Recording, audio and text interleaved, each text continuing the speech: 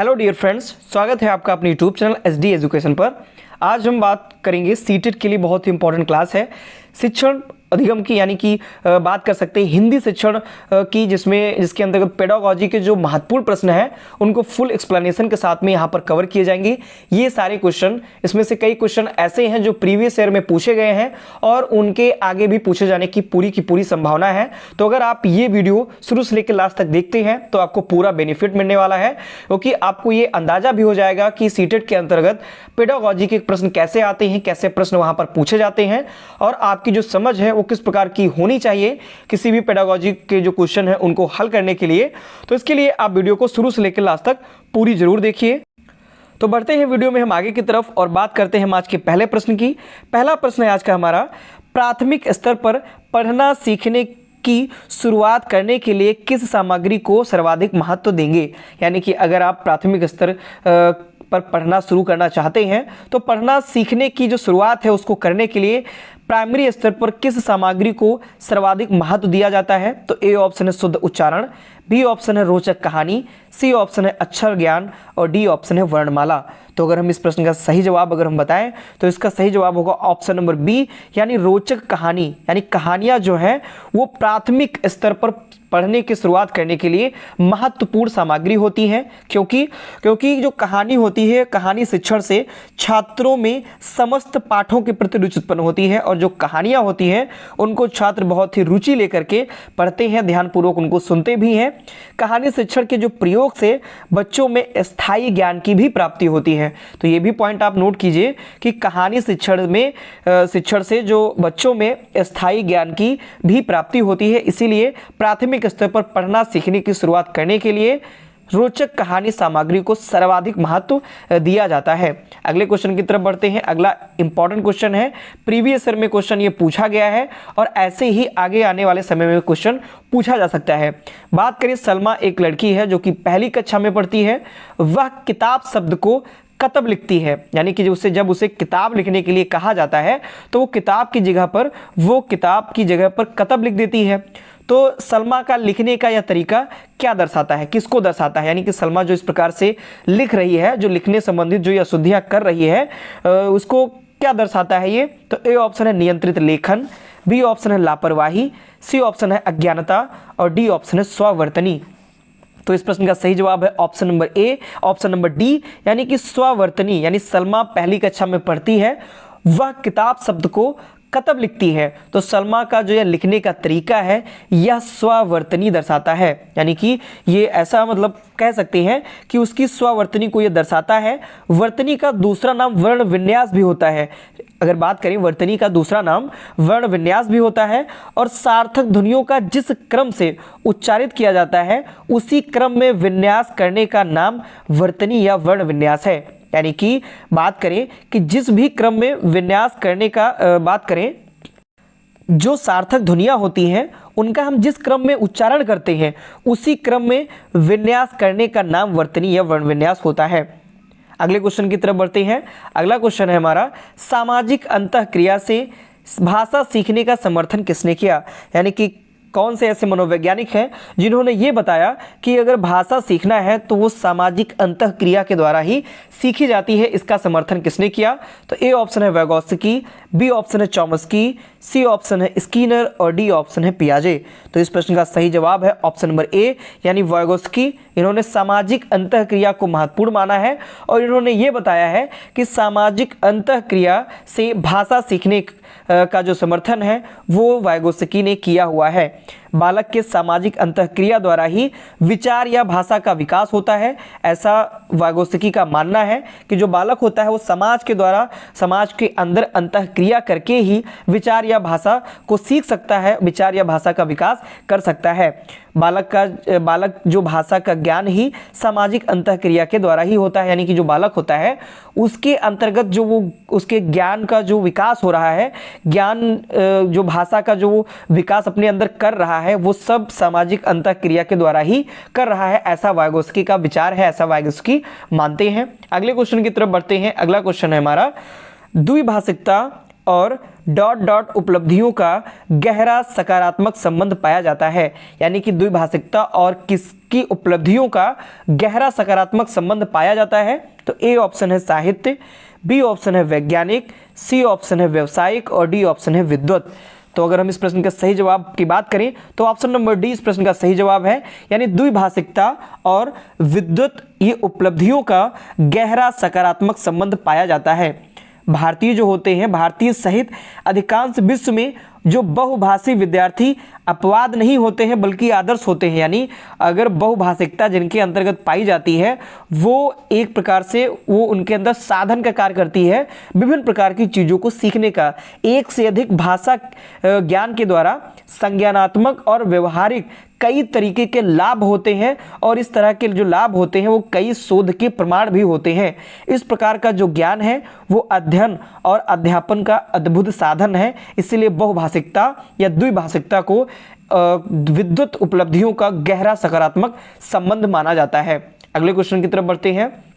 अगला क्वेश्चन है हमारा, प्राथमिक स्तर पर पढ़ाते समय आप हिंदी भाषा संबंधित किस पक्ष पर सर्वाधिक बल देंगे? यानी कि अगर आप प्राइमरी स्तर पर पढ़ा रहे हैं और प्राइमरी स्तर पर पढ़ाते समय अगर आप हिंदी भाषा संबंधी अगर हम पढ़ा रहे हैं तो उसके किस पक्ष पर सर्वाधिक बल दिया जाएगा?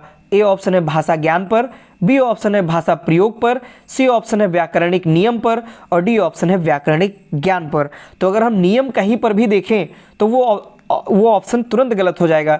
नियम रटाना ये सारे के सारे पेडागॉजी के अंतर्गत निगेटिव होते हैं, इनको कहीं भी तरीके से सही नहीं माना जाता। तो अगर हम इस प्रश्न की सही बात करें तो इस प्रश्न का जो सही जवाब है वो है ऑप्शन नंबर बी, यानी कि प्राथमिक स्तर पर हिंदी पढ़ाते समय अगर हम भाषा प्रयोग पर सर्वाधिक बल देंगे, यानी कि अगर हम प्राथमिक स्तर पर हिंदी भाषा पढ़ा रहे हैं तो उसमें हम भाषा प्रयोग पर सर्वाधिक बल देंगे। प्राथमिक स्तर पर जो भाषा शिक्षण होती है उसका प्रमुख उद्देश्य है कि बच्चे किसी बात को सुनकर समझ पाएं और औपचारिक तथा अनौपचारिक दोनों तरह के माहौल में प्रभावी ढंग से अपनी जो बात है उसको रख पाएं। इसीलिए हमको भाषा प्रयोग पर सर्वाधिक बल देना चाहिए प्राथमिक स्तर पर हिंदी भाषा पढ़ाते समय। अगले क्वेश्चन की तरफ बढ़ते हैं। अगला क्वेश्चन है हमारा, मौखिक भाषा का आकलन किस पर सर्वाधिक बल देता है? यानी कि अगर हम मौखिक भाषा का आकलन कर रहे हैं तो वो किस पर सर्वाधिक बल देगा? तो ए ऑप्शन है धारा प्रवाह की तीव्रता पर, बी ऑप्शन है संस्कृत निष्ठ शब्दों का प्रयोग, सी ऑप्शन है उच्चारणगत शुद्धता और डी ऑप्शन है विचारों की क्रमबद्धता। यानी कि मौखिक भाषा का आकलन कोई भी बच्चा किसी भी पाठ को अगर वो पढ़ रहा है तो उस समय उसकी मौखिक भाषा का हम अगर आकलन करना चाहें तो हम किन बातों पर सर्वाधिक बल देंगे? तो इस प्रश्न का अगर हम सही जवाब माने तो ऑप्शन नंबर डी होगा, यानी विचारों की जो क्रमबद्धता होती है हम उस पर सर्वाधिक बल देंगे। यानी मौखिक भाषा का आकलन विचारों की क्रमबद्धता पर सर्वाधिक बल देता है। भाषा शिक्षण में आकलन से आशय उसके संवादात्मक तथा रचनात्मक प्रक्रिया द्वारा माना जाता है, जिसके द्वारा शिक्षक को यह ज्ञात होता है कि विद्यार्थी का उचित अधिगम हो रहा है अथवा नहीं। यानी कि उसके जो विचारों की क्रमबद्धता अगर ठीक ढंग से हो पा रही है, अगर विचारों की क्रमबद्धता सही है, तभी जो एक शिक्षक होता है वो यह जान पाता है कि उसके द्वारा जो अधिगम हो रहा है विद्यार्थी द्वारा वो उचित अधिगम हो रहा है अथवा नहीं हो रहा है। अगले प्रश्न की तरफ बढ़ते हैं। अगला प्रश्न है हमारा, हम भाषा के माध्यम से किसके और भी करते हैं? यानी कि हम भाषा के माध्यम से डॉट डॉट और डॉट डॉट भी करते हैं। ए ऑप्शन है चिंतन या विचरण, बी ऑप्शन है सोचते या महसूस करते हैं, सी ऑप्शन है सोचते या विचार करते हैं, डी ऑप्शन है अनुभव या महसूस करते हैं। तो इस प्रश्न का सही जवाब है ऑप्शन नंबर बी, यानी कि हम भाषा के माध्यम से सोचते और महसूस भी करते हैं। भाषा वह साधन है जिसके द्वारा हम अपने विचारों को व्यक्त करते हैं और इसके लिए हम वाचिक ध्वनियों का प्रयोग करते हैं, यानी कि कुछ हम बोलकर ही अपनी भाषा को व्यक्त कर सकते हैं, तो इसीलिए हम उनके लिए वाचिक ध्वनियों का प्रयोग करते हैं। और सामान्यतः भाषा को वैचारिक आदान प्रदान का माध्यम भी कहा जाता है कि जो हम अपने विचारों को आदान प्रदान करते हैं वो हम भाषा के द्वारा ही करते हैं। तो इस प्रकार से बी ऑप्शन इस प्रश्न का सही जवाब हो जाएगा। अगले क्वेश्चन की तरफ बढ़ेंगे। अगला क्वेश्चन है हमारा, हिंदी भाषा सीखने तथा सिखाने का दायरा इतना बड़ा होना चाहिए कि उससे उसका नाता न टूटे, यानी किसका नाता न टूटे? तो ए ऑप्शन है भाषा की परिभाषा का, बी ऑप्शन है रटने का, सी ऑप्शन है व्याकरण सीखने का और डी ऑप्शन है भाषा प्रयोग का। तो अगर इस प्रश्न का सही जवाब हम देखें तो ऑप्शन नंबर डी इस प्रश्न का सही जवाब हो जाएगा कि हिंदी भाषा सीखने तथा सिखाने का जो दायरा है वो इतना बड़ा होना चाहिए कि भाषा प्रयोग से उसका नाता ना टूटे, यानी जो भाषा प्रयोग है वो नियमित रूप से बना रहे और इसका जो भाषा प्रयोग है वो उनके बीच में किसी भी प्रकार का नाता टूटने ना पाए। अगले प्रश्न की तरफ अगर हम बढ़ें तो अगला प्रश्न है हमारा, प्राथमिक स्तर पर भाषा सीखने सिखाने में बाल साहित्य मदद करता है क्योंकि, यानी कि बाल साहित्य जो होता है वो प्राथमिक स्तर पर भाषा सीखने में मदद करता है। तो ऐसा क्यों है? क्योंकि ए ऑप्शन है वह भाषा की रंगतें प्रस्तुत करता है, बी ऑप्शन है वह बच्चों के लिए है, सी ऑप्शन है वह सरल होता है और डी ऑप्शन है वह रंगीन चित्रों वाला होता है। तो अगर इस प्रश्न के सही जवाब अगर हम देखें तो वो सही जवाब हो जाएगा ऑप्शन नंबर ए, क्योंकि वह भाषा की रंगतें प्रस्तुत करता है। यानी कि प्राथमिक स्तर पर भाषा सीखने सिखाने में बाल साहित्य मदद करता है क्योंकि बाल साहित्य भाषा की रंगतें प्रस्तुत करता है और यह जो बच्चों के सृजनात्मक विकास में उपयोगी भी है तथा प्राथमिक स्तर पर बालकों की सृजनात्मकता का जो क्षेत्र है इससे बढ़ भी जाता है और उसके द्वारा बच्चों के अंदर रोचकता भी उत्पन्न होती है। इस प्रकार से ए ऑप्शन इस प्रश्न का सही जवाब हो जाएगा। अगले प्रश्न की तरफ बढ़ते हैं। अगला प्रश्न है हमारा, कक्षा 1 में लिखना किससे प्रारंभ होता है? यानी कक्षा 1 में जो लिखना शुरू होता है वो किससे प्रारंभ माना जाता है? ए ऑप्शन है वाक्य लिखने से, बी ऑप्शन है शुरू से, सी ऑप्शन है अक्षर लिखने से और डी ऑप्शन है चित्र बनाने से। तो अगर इस प्रश्न का सही जवाब देखें तो ऑप्शन नंबर डी इस प्रश्न का सही जवाब हो जाएगा कि कक्षा 1 में जो लिखना है वो चित्र बनाने से प्रारंभ माना जाता है। यानी जो बच्चे होते हैं अगर वो ऐसे वैसे लाइनें अगर बना करके कोई भी चित्र बनाते हैं, चाहे फूल का हो या कुछ भी हो, तो यही लिखना प्रारंभ माना जाएगा। यानी कि उनके लिखने की शुरुआत इसी टेढ़े मेढ़े चित्र बनाने से ही शुरू होती है। और इस प्रकार के जो चित्र बनाते हैं बच्चे, उनमें बच्चे इनको बनाने में रुचि भी लेते हैं, उनको आनंद भी आता है और इसीलिए कक्षा 1 में जो लिखना प्रारंभ होता है वो चित्र बनाने से प्रारंभ होता है। इस मत के जो समर्थनकर्ता में महात्मा गांधी भी इस मत के समर्थन करता थे। अगले क्वेश्चन की तरफ बढ़ते हैं। अगला क्वेश्चन है हमारा, भाषा कौशल के बारे में आप किस विचार से सहमत हैं? यानी कि जो भाषा कौशल के बारे में अगर विचार है तो उसके अंतर्गत हम किस विचार से सहमत हो सकते हैं? ए ऑप्शन है ये एक दूसरे को प्रभावित नहीं करते, यानी भाषा जो कौशल है वो एक दूसरे को प्रभावित नहीं करते हैं, ऐसा नहीं है, ये ऑप्शन गलत है। ये सभी एक साथ नहीं लिखे जा सकते, ऐसा भी कुछ नहीं है, बी ऑप्शन भी इसका गलत है। सी ऑप्शन है ये एक निश्चित क्रम में सीखे जा सकते हैं, एक निश्चित क्रम में भी नहीं सीखे जा सकते। डी ऑप्शन है ये एक दूसरे से अंतः संबंधित होते हैं। ऑप्शन नंबर डी इस प्रश्न का सही जवाब हो जाएगा। यानी भाषा कौशल के बारे में अगर हम सही विचार के बारे में बात करें तो ये एक दूसरे से अंतः संबंधित होते हैं। तो भाषा कौशल हमारे व्यक्तित्व को प्रभावशाली बनाता है और एक योग्यता भी प्रदान करता है जो दूसरे व्यक्तियों से हमको भिन्न बनाता है। जो अगर भाषा कौशल के बारे में बात करें और इसके द्वारा एक साधारण से विचार को भी व्यक्ति उत्तम शब्दावली एवं सही लय और प्रवाह के इस्तेमाल से बहुत प्रभावशाली बना सकता है। इस प्रकार से ये जो भाषा कौशल होते हैं ये एक दूसरे से अंतः संबंधित होते हैं। अगले प्रश्न की तरफ बढ़ेंगे। अगला प्रश्न है हमारा, स्किनर के अनुसार भाषा सीखना क्या है? यानी कि स्किनर जो है उनका कथन क्या है? स्किनर के अनुसार अगर देखा जाए भाषा के बारे में तो ए ऑप्शन है भाषा सीखना एक अत्यंत जटिल प्रक्रिया है, बी ऑप्शन है भाषा अनुकरण द्वारा सीखी जाती है, सी ऑप्शन है भाषा परिवेश में सीखी जाती है और डी ऑप्शन है भाषा अंतःक्रिया से सीखी जाती है। तो अगर इस प्रश्न का सही जवाब हम देखें तो इस प्रश्न का सही जवाब है ऑप्शन नंबर बी, यानी स्किनर महोदय भाषा के बारे में बताते हैं कि भाषा अनुकरण द्वारा सीखी जाती है। और यही पावलोव और स्किनर के अनुसार भाषा की जो परिभाषा है ये भी इंपॉर्टेंट है। इनके अनुसार भी जो क्वेश्चन है सीटेट में पूछा जाता है। तो इस पावलोव स्किनर के अनुसार भाषा की क्षमता का जो विकास है वो कुछ शर्तों के अंतर्गत होता है, जिसमें अभ्यास, नकल, रटने इत्यादि जैसी जो प्रक्रियाएं होती हैं वो शामिल होती हैं। अगर चॉम्स्की के अनुसार भाषा सीखने के बारे में बात करें तो चॉम्स्की के अनुसार बालकों में भाषा सीखने की जो क्षमता होती है वो जन्मजात होती है तथा भाषा मानव मस्तिष्क से पहले विद्यमान होती है। ये चॉम्स्की का मानना है कि जो भाषा होती है वो बच्चों के अंदर जन्मजात भाषा सीखने की जो क्षमता होती है वो बच्चों के अंदर जन्मजात पाई जाती है। अगले प्रश्न की तरफ बढ़ते हैं। अगला प्रश्न है हमारा, बच्चे सामाजिक अंतःक्रिया से भाषा सीखते हैं, यह विचार किसका है, यानी कि यह कथन किसका है कि जो बच्चे हैं वो सामाजिक अंतःक्रिया से भाषा सीखते हैं, समाज में रह करके, समाज में इंट्रोग्रेट करके भाषा सीखते हैं। तो ये किसका मानना है? ए ऑप्शन है जीन पियाजे, बी ऑप्शन है स्किनर, सी ऑप्शन है पावलोव और डी ऑप्शन है वाइगोट्स्की। तो इस प्रश्न का सही जवाब है ऑप्शन नंबर डी, यानी वाइगोट्स्की जो है ये मानते हैं कि बच्चे सामाजिक अंतःक्रिया से ही भाषा सीखते हैं। और वाइगोट्स्की के अनुसार भाषा समाज द्वारा दिया गया प्रमुख सांकेतिक उपकरण है जो कि बालक के विकास में एक विशेष रूप से महत्वपूर्ण भूमिका निभाता है। और जो बच्चे होते हैं वो समाज में अंतःक्रिया करके ही भाषा का विकास करते हैं और अपने ज्ञान में वृद्धि करते हैं, ऐसा वाइगोट्स्की मानते हैं। अगले प्रश्न की तरफ बढ़े अगर, तो अगला प्रश्न है हमारा, प्राथमिक स्तर के बच्चों के भाषा विकास की दृष्टि से सर्वाधिक महत्वपूर्ण क्या है? यानी प्राथमिक स्तर के जो बच्चे हैं अगर उनमें भाषा के विकास के बारे में बात की जाए तो उनकी दृष्टि से सर्वाधिक महत्वपूर्ण क्या माना जाता है? तो ए ऑप्शन है समाचार पत्र।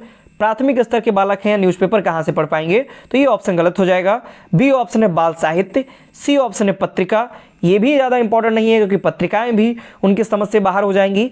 डी ऑप्शन है पाठ्य पुस्तक, पाठ्य पुस्तक देख करके ही प्राथमिक स्तर के जो बच्चे होते हैं थोड़ा बोझिल सा महसूस करते हैं। तो इस प्रकार से अगर हम इस प्रश्न का सही जवाब देखें तो ऑप्शन नंबर बी इस प्रश्न का सही जवाब हो जाएगा। यानी प्राथमिक स्तर के बच्चों के भाषा विकास की दृष्टि से सर्वाधिक महत्वपूर्ण बाल साहित्य होता है। यानी बाल साहित्य की जो कहानियाँ होती हैं, रोचक कहानियाँ होती हैं, उनमें प्राथमिक स्तर के जो बच्चे हैं काफ़ी ज़्यादा रोचकता महसूस करते हैं, काफ़ी ज़्यादा उसमें आनंद प्राप्त करते हैं। तो प्राथमिक स्तर के बच्चों के भाषा विकास की दृष्टि से सर्वाधिक महत्वपूर्ण बाल साहित्य होता है। बाल साहित्य छोटी उम्र के बच्चों को ध्यान में रखकर लिखा गया एक ऐसा साहित्य होता है जो बालकों के अंदर उसको पढ़ने के लिए रुचि उत्पन्न करता है। अगले प्रश्न की तरफ बढ़ते हैं। नेक्स्ट और लास्ट प्रश्न है हमारा, भाषा सीखने और भाषा अर्जित करने में अंतर का आधार है। यानी कि भाषा सीखने और भाषा अर्जित करने में अंतर क्या है, इनके बीच में हम कैसे अंतर कर सकते हैं? ए ऑप्शन है भाषा परिवेश, बी ऑप्शन है भाषा आकलन, सी ऑप्शन है साक्षरता और डी ऑप्शन है पाठ्य सामग्री। तो इस प्रश्न का सही जवाब है ऑप्शन नंबर ए, यानी भाषा का जो परिवेश होता है, भाषा का जो वातावरण होता है, वही भाषा सीखने और भाषा अर्जित करने में अंतर का आधार होता है। यानी कि भाषा सीखने और भाषा अर्जित करने में मुख्य अंतर का जो आधार है वो भाषा परिवेश है।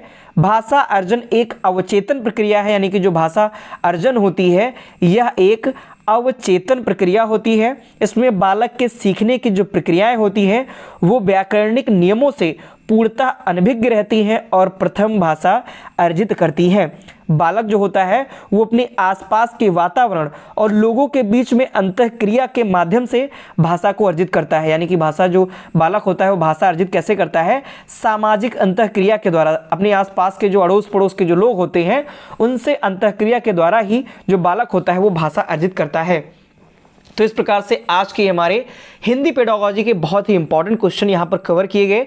इसके साथ साथ इनका फुल एक्सप्लेनेशन भी किया गया।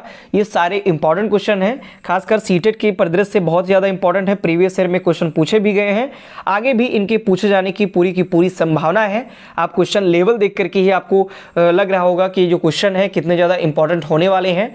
तो 15 क्वेश्चन जो होते हैं वो पेडागोजी से पूछे जाते हैं सीटेट में। तो यहाँ पर 15 क्वेश्चन ही पेडागोजी के कवर किए गए हैं। अगर आप इनको शुरू से लेकर लास्ट तक पूरी वीडियो देखते हैं तो आपको बेनिफिट बिल्कुल मिलने वाला है। तो अगर आपको ये क्वेश्चन पसंद आते हैं जो साथ में एक्सप्लेनेशन किया गया, अगर वो आपको पसंद आता है तो इसके लिए वीडियो आप लाइक कीजिए, अपने दोस्तों के साथ वीडियो को अधिक से अधिक शेयर कीजिए और हमारे चैनल को सब्सक्राइब कीजिए। धन्यवाद।